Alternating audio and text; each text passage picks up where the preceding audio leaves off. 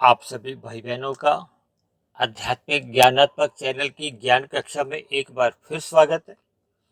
आज की चर्चा का विषय है तीन गुणों का गणित। देखिए, तीन गुणों का यहाँ अभिप्राय भौतिक प्रकृति के जो तीन गुण हैं, तमोगुण, रजोगुण और सतोगुण, इन्हीं को ही शास्त्रों में देखिए माया भी कहा जाता है। क्योंकि शास्त्रों में जितनी भी चर्चाएं हैं उसमें केवल तीन ही तत्वों की बात आती है। एक है भगवान, और दूसरी है माया, और तीसरा है आप और हम, यानी कि एक आत्मा कहो, जीवात्मा कहो, पुरुष कहो, किसी भी नाम से आप समझ सकते हो। लेकिन इनमें देखिए माया, जो कि आज हम तीन गुणों की जो बात करने जा रहे हैं, इनके गणित को हम यदि समझ जाते हैं, भगवान श्री कृष्ण ने तो इन गुणों के बारे में गीता के 13वें-14वें अध्याय में बहुत ही विस्तार से गीता में अर्जुन को माध्यम बनाते हुए हम सभी भाई बहनों को ऐसा एक गुण ज्ञान भी है। और देखिए, एक दो दिन पहले ही देखिए हमने एक गुणतम ज्ञान के ऊपर भी चर्चा की थी, जिसमें हमने 1, 10, 100, 1000 के ऊपर कुछ चर्चाएं रखी थी। तो वैसे भी देखिए, हम जो प्रतिदिन एक वीडियो इस आध्यात्मिक ज्ञानात्मक चैनल पर प्रसारित करते हैं, ये सभी के सभी देखिए ब्रह्म मुहूर्त में बनती है, परमात्मा की प्रेरणा से बनती है। और ये सभी के सभी जो वीडियो हैं, ये भगवान, आत्मा, ये दोनों चेतन तत्व हैं। और इसी तरह जो तीसरा तत्व क्या है, माया के तीन गुण, तमोगुण, रजोगुण और सतोगुण, जिनकी आज हम पुनः एक चर्चा कर रहे हैं। क्योंकि गुणों के अलावा तो और कुछ है ही नहीं, और इन्हीं तीन गुणों से ही आपके हमारे तीन शरीर बनते हैं, स्थूल शरीर, सूक्ष्म शरीर और कारण शरीर। हमने देखिए आज तक पिछले 3 वर्षों में जो लगभग 850 वीडियो तैयार की है, ये सभी की सभी वीडियो परमात्मा की प्रेरणा से इन तीन तत्वों के इर्द गिर्द ही घूमती है। वो तो अलग बात है कि देखिए, हम आपके हमारे जीवन में जैसी जैसी परिस्थितियां चल रही होती हैं, जैसे जैसे आपके हमारे जीवन में समस्याएं आती हैं, या आपके हमारे जैसे जैसे व्यवहार चल रहे होते हैं, क्योंकि देखिए वर्तमान समय तो कल युग चल रहा है। कल युग से पहले द्वापर युग था, उससे पहले त्रेता युग था, उससे पहले सतयुग था। और सतयुग की तो देखिए बहुत महानता बताएगी। जैसा कि नाम से ही देखिए सतयुग है, तो फिर सत्य का ही बोलबाला था। और आज क्योंकि देखिए कलयुग नाम है, कलयुग को देखिए कलबुर्जों से भी जोड़ा जाता है, काले रंग से भी आप जोड़ सकते हो, अंधकार से जोड़ सकते हो, अज्ञानता से जोड़ सकते हो। और विभिन्न प्रकार के देखिए ये जो आप और हम अपने जीवन में ये जो चतुराइयां, हेरा फेरी है, विभिन्न प्रकार के जो क्लेश देख रहे हैं, इसको भी देखिए कलयुग से ही जोड़ा जाता है। क्योंकि संसार में लगभग सभी के घरों में देखिए छोटा मोटा कुछ क्लेश चलता ही रहता है। देखिए, हालांकि आज मेरा कोई क्लेश के ऊपर कोई चर्चा करने का नहीं है। हमने तो देखिए अपने इन ये जो तीन गुण हैं, इनके गणित को हमने समझा। गणित का अभिप्राय देखिए बहुत ही साधारण बात है। कोई अनपढ़ है, चाहे कोई पढ़ा लिखा है, देखिए चाहे कोई एमबीए कर चुका है, चाहे कोई 10वीं पास है, चाहे कोई 5वीं पास है, आप देखोगे ना संसार में सभी मनुष्य है, देखिए गणित का अपना जो एक गुणा भाग बहुत जल्दी लगाते हैं।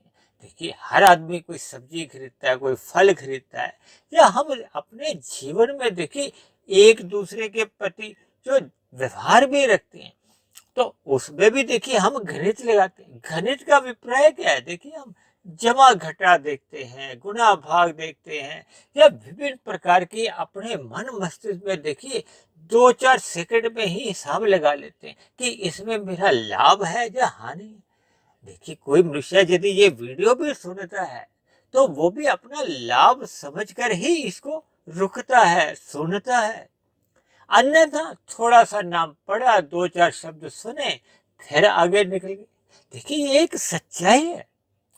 जब तक हम देखिए ये तीन गुणों के गणित को समझते नहीं है, तब तक तो देखिए कलयुग में आपका हमारा जो एक जीवन है वो अव्यवस्थित रहता है। भगवान श्री कृष्ण ने बार बार इन गुणों के बारे में देखिए गीता के 13वें 14वें अध्याय में एक गूढ़तम ज्ञान के नाम से देखिए इसको संबोधित किया है।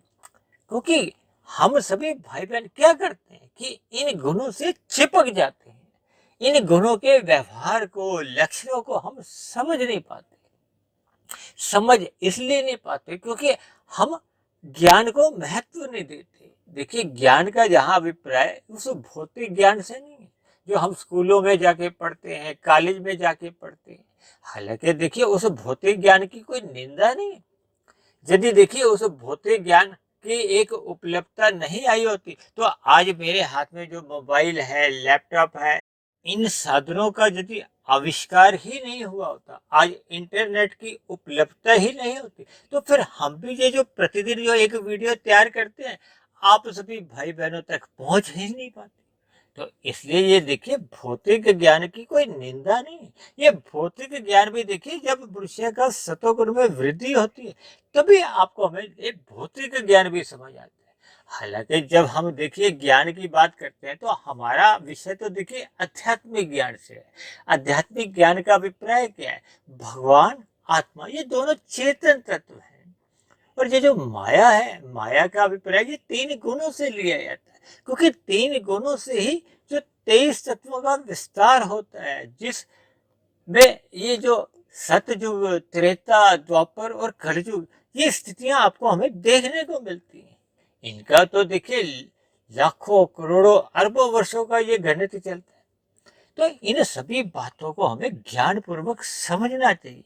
और ये ज्ञान पूर्वक समझने के लिए केवल और केवल मनुष्य जो नहीं है, जिसमें आप भी आ जाते हो, मैं भी आ जाता हूँ, यदि हम अपने मिले हुए जीवन का सदुपयोग नहीं करते, या इस जो 3 गुणों में किस गुण का हमें कितना संग करना है, जब तक आपको हमें ये ज्ञान नहीं होता, यानी कि ये जो 3 गुणों के गणित को जब तक हम समझते नहीं है, तब तक आपके हमारे जीवन में देखिए कोई आध्यात्मिक उन्नति हो नहीं पाती। हालांकि मनुष्य जो भौतिक उपलब्धियां प्राप्त कर लेता है वो भी तभी कर पाता है जब उसका भौतिक गणित यानी कि गुणा भाग बहुत ही तीव्र होता है। जो भाई बहन देखिए भौतिक ज्ञान में निपुण हो जाते हैं तो वो अपने व्यवसाय को भी एक कुशलता पूर्वक चला पाते हैं, अधिक धन कमाते हैं, या अधिक भौतिक ज्ञान लेकर एक ऊंचे पद को प्राप्त कर लेते हैं, अधिक वेतन प्राप्त करते हैं। लेकिन वो सभी के सभी देखिए उपलब्धियां क्या है? वो भौतिक उपलब्धि है। जबकि हम सभी भाई बहनों को ये जो मनुष्य योनि मिली है, ये साधना करने के लिए मिली है, आध्यात्मिक उन्नति करने के लिए मिली है।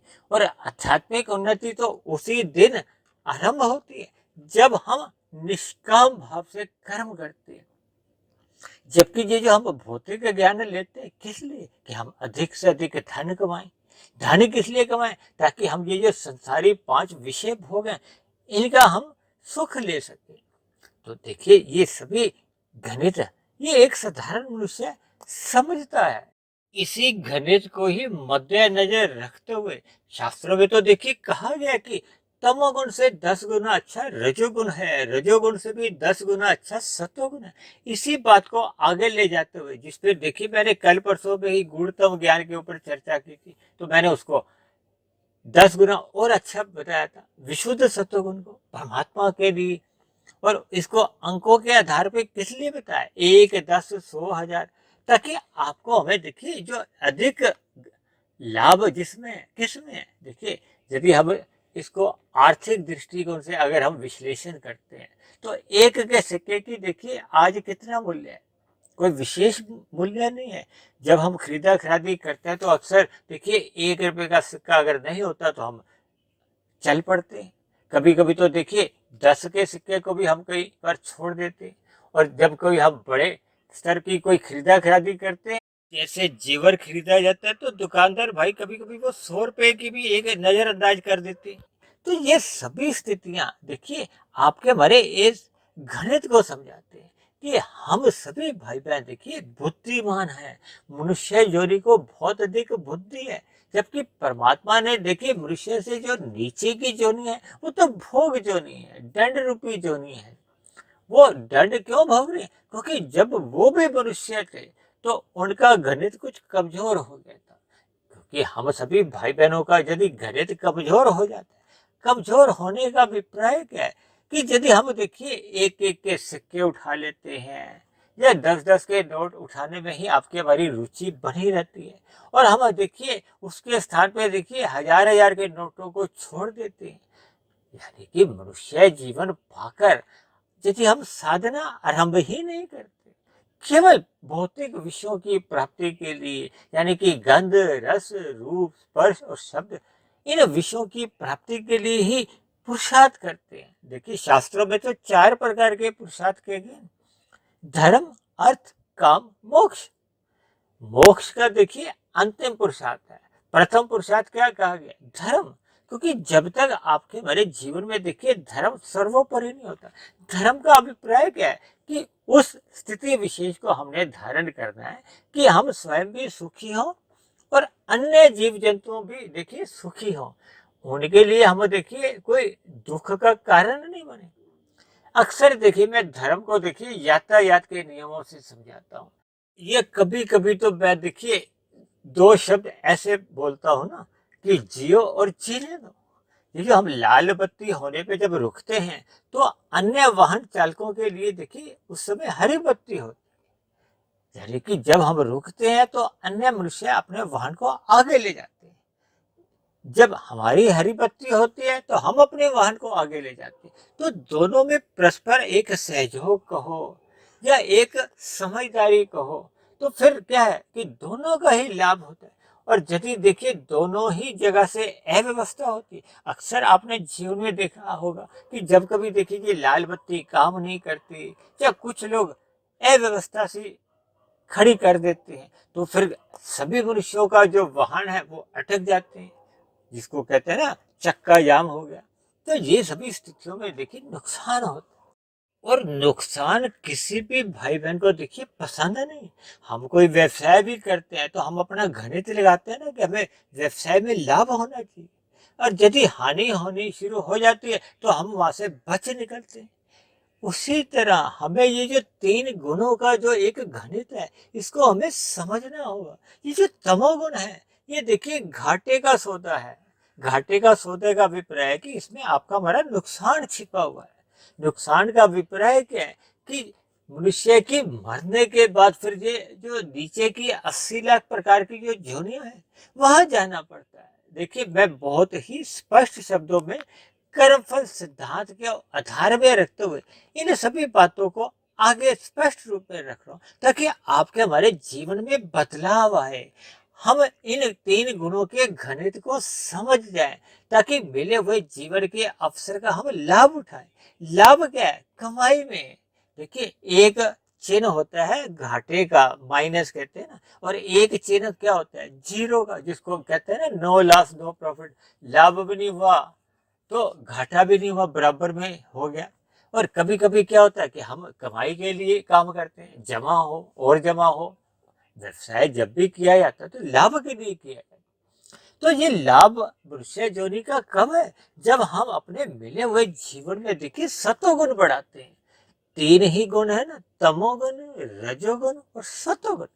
तमोगुण को देखिए पदार्थों से जोड़ा जाता है, अंधकार से जोड़ा जाता है, अज्ञानता से जोड़ा जाता है। ये जो हम अन्य जीवों के साथ छल कपट ठगी, यानी कि विभिन्न प्रकार की चतुराइयां करते हैं, पाप कर्म करते हैं, इसको भी देखिए तमोगुण से ही जोड़ा जाता है।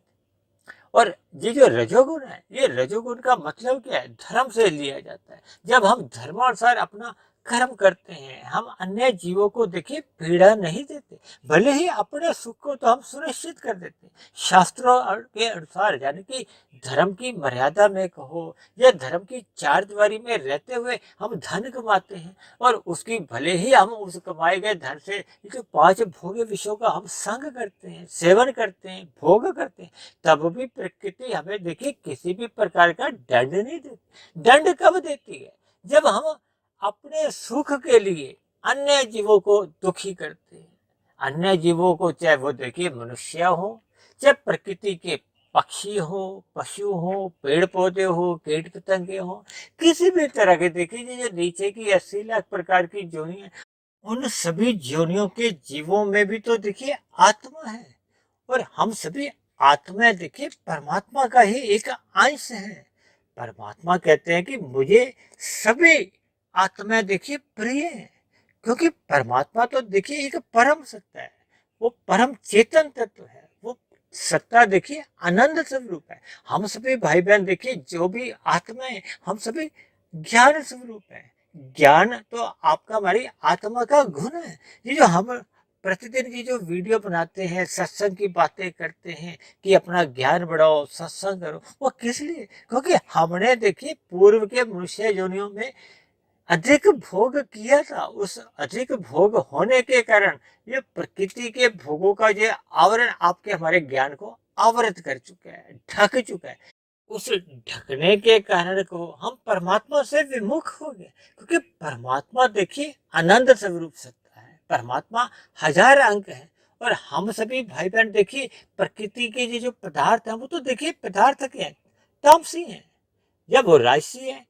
जबकि प्रकृति के जितने भी ये जो सुख है, आकर्षण है, ये जो स्त्री पुरुष का भी जो एक आकर्षण, इसको भी रजोगुणी कहा जाता है। तो आपके पदार्थ देखिए तामसी गिने जाते हैं और ये जो जितने भी विषय भोग हैं ये तामसी या राजसी ही गिने जाते हैं। और वो तो देखिए 1 और 10 है।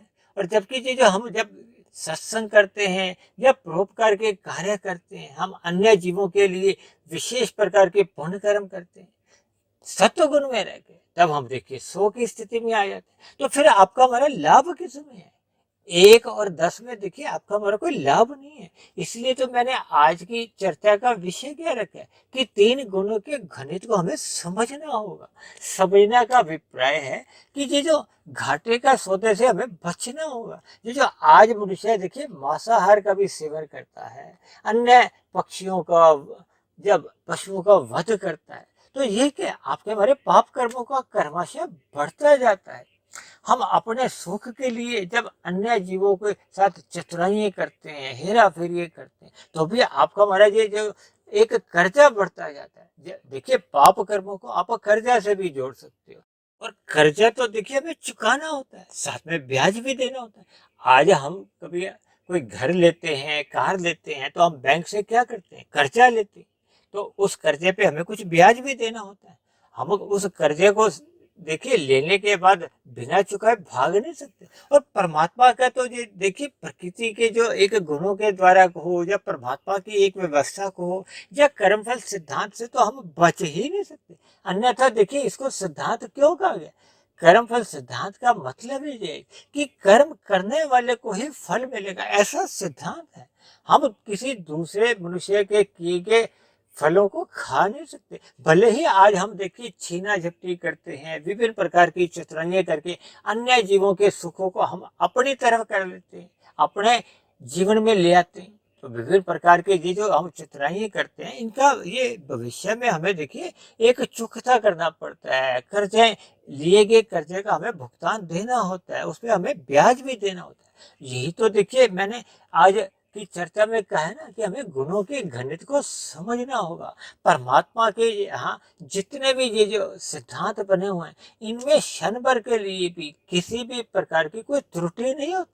यानी हम सभी भाई बहनों को देखिए भौतिक उन्नति करने के बजाय आध्यात्मिक उन्नति पर अधिक ध्यान देना चाहिए, ताकि हम सभी भाई बहनों की एक आध्यात्मिक उन्नति हो। आध्यात्मिक उन्नति का अभिप्राय क्या है कि जब मनुष्य देखिए निष्काम भाव से कर्म करता है, जब निष्काम भाव से कर्म करता है तो फिर उससे पूर्व देखिए उसकी जो पाप कर्म करने की जो एक प्रवृत्ति है वो तो बहुत ही पहले छूट जाती है। क्योंकि पाप कर्म छुड़वाने के लिए ही रजोगुणी पुण्य कर्म की एक सलाह दी जाती है। फिर रजोगुणी पुण्य कर्म छुड़वाने के लिए देखिए विशेष प्रकार के पुण्य कर्म सात्विक स्थिति में करने होते हैं। जब हम अन्य जीवों को देखिए अन्न देते हैं, जैसे हम गाय को ग्रास देते हैं, पक्षियों को दाना डाल देते हैं, पेड़ पौधों को जल देते हैं, इसी तरह हम कमजोर मनुष्यों की देखिए भंडारा करके सहायता करते हैं, उनको वस्त्र देते हैं, उनकी शिक्षा का प्रबंध करते हैं, उनके स्वास्थ्य के लिए हम कुछ प्रबंध कर देते हैं। तो ये सभी परोपकार के कार्य हैं। तो हमें अपना लाभ देखना चाहिए, हमें इस गणित को समझना होगा कि हमारा लाभ किस में है। हम घाटे का सौदा नहीं करें। हम देखिए तमोगुण में घाटे का सौदा होता है, रजोगुण में देखिए एक जीरो की स्थिति बनी रहती है, और सत्वगुण में देखिए एक जमा की स्थिति होती है, कमाई होने लगती है। दूसरे सरल शब्दों में आप यूं भी समझ सकते हो कि ये जो तमोगुण और जो रजोगुण है, ये दोनों गुण ही आपको हमें देखिए बांधते हैं, जबकि ये जो सत्वगुण है ये तो आपके हमारे मार्ग में देखिए मुक्ति का एक रास्ता तैयार करता है। मुक्ति का रास्ता क्या है? जब मनुष्य देखिए सत्वगुण में ज्ञान में स्थिति में आता है, तो फिर उसको प्रकृति के जो पदार्थों के जो एक भोग विषय है वो तुच्छ लगते हैं, क्योंकि मनुष्य ज्ञान में स्थिति में आ गया। तो देखिए प्रकृति के विषय भोग तो जड़ है, और मनुष्य की आत्मा के हम तो चेतन है। तब हमें देखिए जब हम ज्ञान में स्थिति में होते हैं तो फिर हमें परमात्मा जो कि एक विशुद्ध सत्वगुणी सत्ता है उसके बारे में हमें ज्ञान होने लगता है। तो फिर हम लाभ को देखते हुए क्या काम करते हैं? फिर हम निष्काम भाव से कर्म करते हैं। निष्काम भाव से कर्म करने से ही फिर आपकी हमारी आध्यात्मिक साधना आरंभ होती है, जिसके लिए देखिए मनुष्य जोनि मिली। देखिए मनुष्य जोनि को कर्म जोनि और साधना जोनि कहा जाता है, क्योंकि हम सभी भाई बहन अपने मिले हुए जीवन में जितनी भी भौतिक उन्नति कर देते हैं वो तो देखिए स्थूल शरीर के मरने के साथ ही समाप्त समझी जाती है। जबकि उस भौतिक उन्नति के लिए कहो या भौतिक सुख सुविधा के साधन प्राप्त करने के लिए यदि हमने पाप कर्म किए तो उसका तो हमें देखिए दंड रूपी फल भोगना पड़ता है। अभी मैंने कहा ना वो तो कर्जा है। और दूसरी ओर देखिए हम आध्यात्मिक उन्नति जितनी भी कर लेते हैं, क्योंकि आध्यात्मिक उन्नति आपके हमारे देखिए कारण शरीर में रहती है। कारण शरीर देखिए मरने के बाद भी पुनः अगले जन्म का एक कारण बनता है, तभी तो उसका नाम देखिए कारण शरीर। कारण शरीर में आपके हमारे देखिए संस्कार भी रहते हैं और कर्माशय भी रहता है। तब ऐसी स्थिति में देखिए यदि हम अच्छे अच्छे कार्य करते हैं, निष्काम भाव से पुण्य कर्म करते हैं, तो फिर निष्काम भाव से पुण्य कर्म करने से आपके हमारी जो साधना आरंभ होती है तो फिर आपके हमारे कार्य शरीर में शुभ संस्कार बनते हैं। शुभ संस्कार बनने के साथ साथ जो पहले के बने हुए अशुभ संस्कार होते हैं, बुरे संस्कार होते हैं, वो क्रमशः कमजोर होते हैं, शिथिल पड़ने लगते हैं, और पहले के बने हुए शुभ संस्कारों में मजबूती आने लगती है। तो ये आपके हमारी एक आध्यात्मिक उन्नति है। इन सभी बातों से हमें ये एक निष्कर्ष पर पहुंचना होगा कि हमें केवल और केवल सत्वगुण का ही अधिक से अधिक संग करना चाहिए। ये जो तमोगुण का संग करने से हमें बचना होगा। देखिए शास्त्रों में कहा गया कि जब हम रात को सो जाते हैं तो आपके हमारे स्थूल शरीर को एक आराम मिलता है। आराम भी देखिए हमें उतना ही करना है, यानी कि हमें नींद भी उतनी ही लेनी चाहिए कि आपके हमारे स्थूल शरीर में एक स्फूर्ति बनी रहे, ताकि हम सुबह जल्दी उठकर ब्रह्म मुहूर्त का संग करें। क्योंकि एक सत्वगुण की एक स्थिति होती है। ब्रह्म मुहूर्त का अभिप्राय होता है कि सूर्य निकलने से पूर्व के जो 2 घंटे 40 मिनट का समय होता है उसको ब्रह्म मुहूर्त कहा जाता है। देखिए आज से तकरीबन 30-40 वर्ष पहले प्रभात फेरियों का एक बहुत ही एक प्रचलन में था। आजकल तो देखिए प्रभात फेरी केवल कार्तिक के महीने में ही निकलती है, दिवाली से कुछ दिन पूर्व, जबकि पहले देखिए प्रतिदिन ही प्रभात फेरियां निकलती थी। वो किस लिए? ताकि एक मनुष्य को परमात्मा का ज्ञान का बोध करवाया गया है, उसको विषय भोगों से जगाया जाए। जगाने का अभिप्राय क्या है कि उसको इन प्रकृति के जो 3 गुणों का एक सही सही यथार्थ ज्ञान होना चाहिए, ताकि वो प्रकृति के जो 5 विषय भोग है इनकी ओर ललायत न होकर परमात्मा की भक्ति में रहे। देखिए भगवान श्री कृष्ण ने तो गीता में 3 प्रकार के योग कहे हैं ना, कर्म योग, ज्ञान योग, भक्ति योग। कर्म योग का अभिप्राय देखिए ये निष्काम भाव से कर्म करने से, और निष्काम भाव से कर्म उसी दिन ही आरंभ होते हैं जब मनुष्य को परमात्मा का जो एक ज्ञान विज्ञान समझ में आ जाता है। ज्ञान विज्ञान समझने का अभिप्राय है कि ये जो 3 गुणों की स्थितियां हैं, तमोगुण, रजोगुण और सतोगुण, इनका परस्पर हमें कितना कितना संग करना है, ताकि आपकी हमारी आध्यात्मिक उन्नति हो। तो देखिए जब तमोगुण तो देखिए पदार्थों से जुड़ा हुआ है, तो फिर हमें पदार्थों का संग मात्र उतना ही करना है कि आपके हमारे स्थूल शरीर का निर्वाह हो सके, क्योंकि स्थूल शरीर भी तो एक साधन है। हम सभी भाई बहन अपने कार्य शरीर को तब तक ही पवित्र कर सकते हैं जब तक आपका हमारा स्थूल शरीर एक आपका हमारा साथ देता है। भले ही स्थूल शरीर को भी देखिए तामसिक ही कहा गया, क्योंकि ये पृथ्वी जल अग्नि वायु आकाश का बना है। शास्त्रों में इनको देखिए तामस कहा गया, ये पदार्थ समझे जाते हैं। और ये जो आपके हमारे 5 भोग्य विषय हैं, उनको देखिए सूक्ष्म भूत समझा जाता है। वो 5 भोग्य विषय भी ये तामसिक माने जाते हैं। तभी तो आपका हमारा स्थूल शरीर सहज ही इन विषय भोगों की ओर आकर्षित होता है, जबकि आपका हमारा मन बुद्धि तो देखिए सात्विक माने गए। सात्विक का अभिप्राय है कि उनमें सत्वगुण की प्रधानता होती है। ये जो प्रकृति के जो 3 गुण नित्य कहे गए ना, इनमें देखिए एक गुण प्रधान होता है, दूसरा गुण गौण होता है और तीसरा गुण अति गौण की स्थिति में रहता है। इसीलिए तो कहा जाता है कि शाम को जैसे ही सूर्य अस्त होता है तो तमोगुण का आरंभ हो जाता है। तमोगुण को क्योंकि अंधकार से जोड़ा जाता है, तो सूर्य के डूबते ही अंधकार की स्थिति होती है। तभी तो हम अपने अपने घरों में हम बल्ब ट्यूब जलाते हैं। और फिर लगभग 8 घंटे की जो स्थिति होती है वो तमोगुण की बनी रहती है, क्योंकि दिन में देखिए 24 घंटे होते हैं और 8 घंटे तमोगुण के, फिर 8 घंटे सतोगुण के, फिर दिन में जब 8 घंटे रजोगुण के होते हैं। जब हम क्रियाएं करते हैं, विभिन्न प्रकार के देखिए श्रम करते हैं, श्रम करना, क्रिया करना, ये रजोगुण के कारण ही होती है। रजोगुण को देखिए क्रिया से जोड़ा जाता है और पदार्थों को तमोगुण से जोड़ा जाता है और सतोगुण को ज्ञान से जोड़ा जाता है।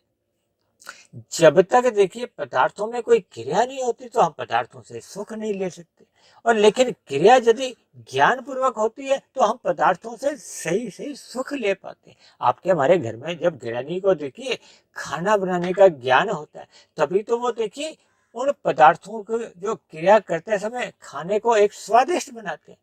और यदि हमें खाना बनाने का ज्ञान ही नहीं है तो हम भले ही देखिए क्रिया कर रहे हैं, पदार्थों के ऊपर हम क्रिया करते हैं, तो फिर वो खाना कच्चा पक्का बनता है, वो स्वाद भरा नहीं होता, जल जाएगा या कच्चा पक्का होगा। तो ये सभी बातों का हमें देखिए ज्ञान पूर्वक अध्ययन करना होगा। इन प्रकृति के गुणों के स्वभाव को हमें समझना होगा। मनुष्य जीवन पाकर हमें सात्विक दिनचर्या बनानी होगी। सात्विक दिनचर्या देखिए तभी बन पाती है जब हम सत्वगुण में स्थित होते हैं, क्योंकि शास्त्रों में कहा गया तमोगुण 1, रजोगुण 10 और सत्वगुण 100।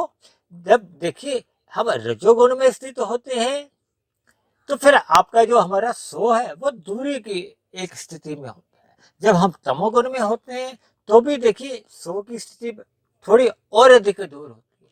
भले ही देखिए तमोगुण से तो 10 गुना अच्छा रजोगुण है, लेकिन रजोगुण और तमोगुण की दोनों ही स्थितियों में, यानी कि जब जब तमोगुण प्रधान होता है या रजोगुण प्रधान होता है, दोनों ही स्थितियों में सतोगुण यानी कि ज्ञान एक न्यून स्थिति में होता है, अति गौण की स्थिति में होता है। और जब देखिए ज्ञान ही अति गौण की स्थिति में है तो फिर परमात्मा तो देखिए 1000 की स्थिति में, तो फिर आपका हमारा देखिए गणित तो फिर फेल हो गया। फिर हम फेल होने पे तो देखिए क्या होता है कि हमारी आपकी फिर मरने के बाद देखिए नीचे की जोनियों में अधोगति होने की संभावना बढ़ जाती है।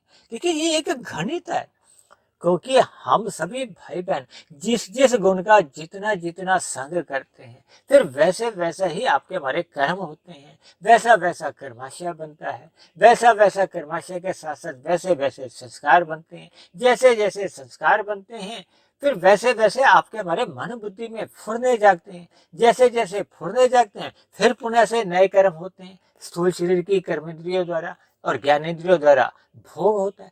तो ये सभी प्रक्रिया में हमें समझना होगा कि किस गुण के साथ हमने कितना जुड़ना है, ताकि आपका हमारा मिला हुआ जीवन सफल हो, सार्थक हो। सार्थकता किसमें है कि मनुष्य जीवन पाकर आपके हमारी आध्यात्मिक उन्नति हो। आध्यात्मिक उन्नति तभी संभव हो पाती है जब हम विशुद्ध सतोगुणी सत्ता यानी कि भगवान को पाने का अपना लक्ष्य बनाते हैं। उस लक्ष्य को हम बनाए रखने से ही फिर हम सत्वगुण में स्थित हो जाते हैं। तब ऐसी स्थिति में मनुष्य का जो तमोगुण और रजोगुण की स्थितियों से वो दूरी बन जाती है। जब वो दूरी बन जाती है तो फिर मनुष्य पाप कर्मों से तो सहज ही बच जाता है। जब पाप कर्मों से बचा रहता है तो फिर उसका कर्माशय नहीं बिगड़ता, क्योंकि मनुष्य योनि तो उसी स्थिति में मिलती है जब आपके हमारे संचित कर्मों में पाप और पुण्य कर्मों की तुल्यता रहती है, जब पुण्य कर्मों की अधिकता रहती है। क्योंकि हम सभी भाई बहन देखिए मनुष्य योनि में, आपका हमारा जन्म लेते समय देखिए कम से कम पाप और पुण्य कर्मों की तुल्यता तो रही होगी, तभी तो आपको हमें देखिए मनुष्य जीवन का जन्म मिला। लेकिन ये तुल्यता में एक सकारात्मक एक अनुपात बनाए रखने के लिए आपको हमें सत्संग करना होगा, ज्ञान में स्थिति में रहना होगा, ताकि हम नए पाप कर्मों से बच जाएं, तमोगुण में गिरने से हम बच जाएं। क्योंकि तमोगुण में मनुष्य वही गिरता है जब मनुष्य का जो रजोगुण है, ये जो 5 भोगी विषय है, ये सतोगुण की लगाम छुड़वा लेते हैं। वो अज्ञानता में आ जाता है, धुंधली स्थिति में होता है, तब ऐसी स्थिति में उसको भोग विषय अधिक प्रिय लगते हैं। और जब जब देखिए हम रजोगुण में एक लंबे समय तक स्थित हो जाते हैं तो फिर हम सत्वगुण से एक विमुख हो जाते हैं। सत्वगुण से विमुख होने का अभिप्राय क्या कि फिर मनुष्य देखिए रजोगुण के प्रभाव से, सत्वगुण के अभाव से कब मनुष्य तमोगुण में गिर जाता है, और तमोगुण में गिरते फिर उसके पाप कर्म होने लगते हैं। यानी कि मनुष्य को घाटे की स्थिति से और जीरो की स्थिति से बचने के लिए अपने मिले हुए जीवन में सात्विक दिनचर्या बनानी होगी, ब्रह्म मुहूर्त का संग करना होगा। ब्रह्म मुहूर्त का संग होने से ही आपकी हमारी दिनचर्या एक व्यवस्थित बनी रहती है, संतुलित बनी रहती है। या दूसरे अर्थों में आपका हमारा मिला हुआ जीवन एक अनुशासन में रहता है। अनुशासित जीवन बने रहने से ही फिर आपकी हमारी एक सात्विक स्थिति को एक बल मिलता है। मनुष्य पाप कर्मों से फिर सहज ही बचा रहता है। यानी हम सभी भाई बहनों को मिले हुए जीवन में सत्संग करते रहना होगा, ब्रह्म मुहूर्त में उठना होगा। ब्रह्म मुहूर्त में उठने पर ही आपके हमारी सात्विक दिनचर्या बनाए रखने में, ऐसी शुभ स्थितियां बनाए रखने में फिर आपको हमें एक मदद मिलती है। आपका हमारा लक्ष्य डगमगाता नहीं है। तो ऐसी सभी शुभ स्थितियां हम सभी भाई बहनों के जीवन में भी बने, ताकि आपका हमारा मिला हुआ जीवन सफल हो, सार्थक हो, और आप सभी भाई बहनों की आध्यात्मिक उन्नति को एक गति मिले। ऐसी सभी शुभ स्थितियां हम सभी भाई बहनों के जीवन में भी बने। इन्हीं शुभकामनाओं के साथ आज की चर्चा विशेष को हम यही विश्राम देते हैं। यदि बनी हुई वीडियो आपको ज्ञानवर्धक लगती हो, प्रेरणादायक लगती हो, परमात्मा से जुड़ने में आपकी एक मददगार लग रही हो, तो मेरी आप सभी भाई बहनों से विनती है कि इस बनी हुई वीडियो विशेष को आप अन्य भाई बहनों में भी शेयर करें, ताकि अन्य भाई बहनों की भी आध्यात्मिक उन्नति होने लगे।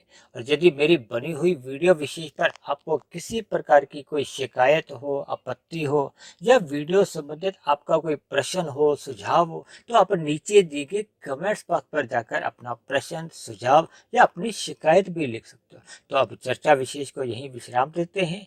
कल फिर मिलते हैं एक नए विषय को लेकर, एक नए संदेश के साथ। तब तक आप सभी भाई बहनों का बहुत बहुत धन्यवाद।